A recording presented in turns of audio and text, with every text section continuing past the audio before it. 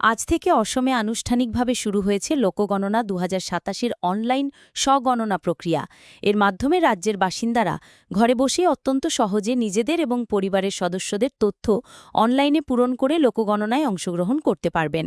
রবিবার মুখ্যমন্ত্রী ড হিমন্ত বিশ্ব শর্মা নিজে অনলাইন স্বগণনা সম্পন্ন করে এই জাতীয় কর্মসূচি সূচনা করেন। আপোনালোক নিশ্চয় অৱগত যে অসমত ইতিমধ্যে লোকপিয়ল ২০২৭-ৰ প্ৰস্তুতি আৰম্ভ হৈছে। এইবাৰ লোকপিয়লত প্ৰথমবাৰৰ বাবে স্বগণনাৰ সুবিধা দিয়া হৈছে।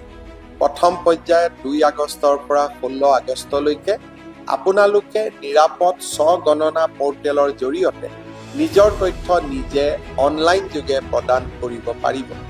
স্বগণনাকাৰী নাগৰিকসকলৰ ক্ষেত্ৰত গণনাকাৰীয়ে আপোনালোকৰ স্বগণনা আইডি অৰ্থাৎ সেল্ফ এনুমাৰেশ্যন আইডি সংগ্ৰহ কৰিব আৰু গৃহৰ অৱস্থান তথা প্ৰয়োজনীয় তথ্যসমূহ নিশ্চিত কৰিব।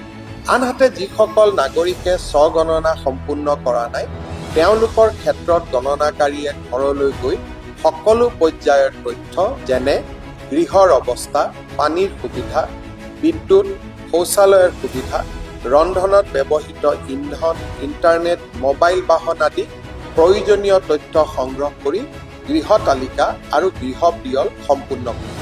শ্ৰদ্ধাৰ ৰাইজ, লোকপিয়ল হৈছে দেশৰ ভৱিষ্যত পৰিকল্পনাৰ ভিত্তি। আপোনালোকে প্ৰদান কৰা শুদ্ধ তথ্যই আগন্তুক সময়ত দেশৰ উন্নয়নৰ দিশ নিৰ্ধাৰণ কৰিব। সেয়েহে আহক আমি সকলোৱে মিলি আমাৰ ৰাষ্ট্ৰীয় দায়িত্ব পালন কৰি বিকশিত ভাৰত গঢ়াৰ সংকল্প সফল কৰি তুলিম। ধন্যবাদ। জয় হিন্দ, বন্দে মাতৰম।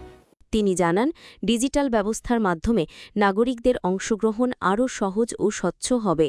মুখ্যমন্ত্রী সকল নাগরিককে এই গুরুত্বপূর্ণ জাতীয় কর্মসূচিতে স্বতঃস্ফূর্তভাবে অংশগ্রহণের আহ্বান জানিয়ে বলেন, প্রত্যেকের সঠিক তথ্য দেশের উন্নয়ন পরিকল্পনা প্রণয়নে গুরুত্বপূর্ণ ভূমিকা পালন করবে। তিনি সকলকে নির্ধারিত সময়ের মধ্যে অনলাইন স্বগণনা সম্পন্ন করারও অনুরোধ জানান। BTN news, Guwahati.